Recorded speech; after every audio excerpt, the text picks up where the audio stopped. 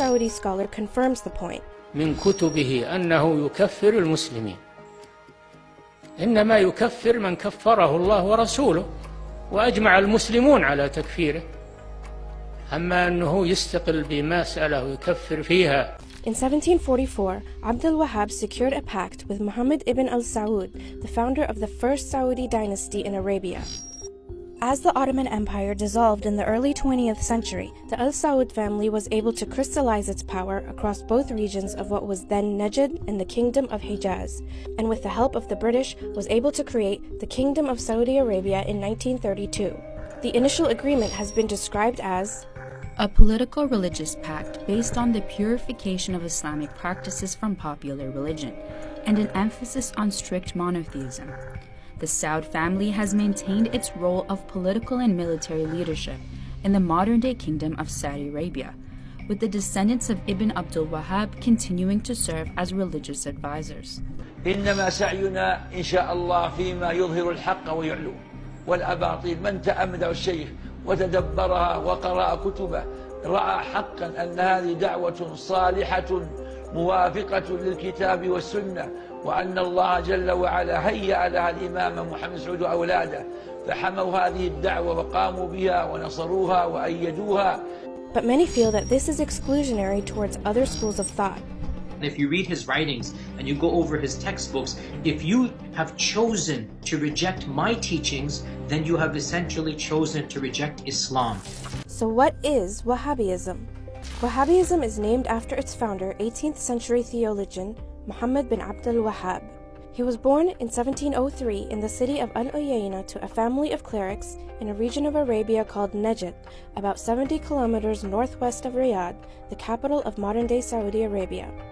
He founded the Wahhabi doctrine around 11 centuries after the advent of Islam, and was inspired by the well-known 13th century theologian Ibn Taymiyyah. With his movement, Abd al-Wahhab said he wanted to bring Muslims back to what he felt were the basics of Islam, because according to him, they had deviated away from the pure religion. In Abd al-Wahhab's most famous book, Kitab al-Tawheed, or the Book of the Oneness of God, he emphasizes that any misplaced reverence is an assault on God's unity itself. Much of the book warns against anything that he felt could be perceived as shirk, or ascribing partners to God, including some practices that remain part of the cultural fabric of Islamic spirituality, such as intercession, devotion at graves, and drawing pictures or images.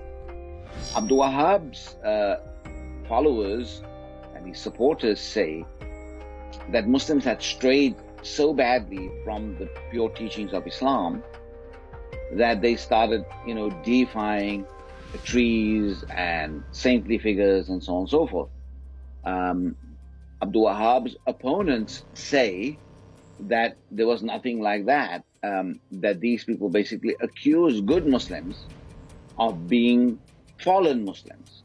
Yasir Qadhi, Dean of the Islamic Seminary of America, says he was very much inclined towards the ideology a few decades ago and understands its appeal, but now finds parts of it to be problematic. The original manifestation by Ibn Abdul Wahhab himself was actually not only quite militant, but also quite fanatical in its excommunication of pretty much the entire world. Ibn Abdul Wahhab viewed the Ottoman Empire as being a manifestation of a pagan, un-Islamic, non-Islamic, anti-Islamic empire, and that essentially meant that he viewed the entire world around him to be non-Muslims other than his own one group. So if you wanted to be a Muslim, you had to be with him. PBS Frontline describes the Wahhabi creed in these words. For more than 2 centuries, Wahhabism has been Saudi Arabia's dominant faith. It is an austere form of Islam that insists on a literal interpretation of the Quran. Strict Wahhabis believe that all those who don't practice their form of Islam are heathens and enemies. Aidan Bayram says in his academic paper, The Rise of Wahhabi Sectarianism and Its Impact in Saudi Arabia, they see other Muslims who do not think like Wahhabis as associating partners with God. Thus, their blood and goods are permissible for Wahhabis.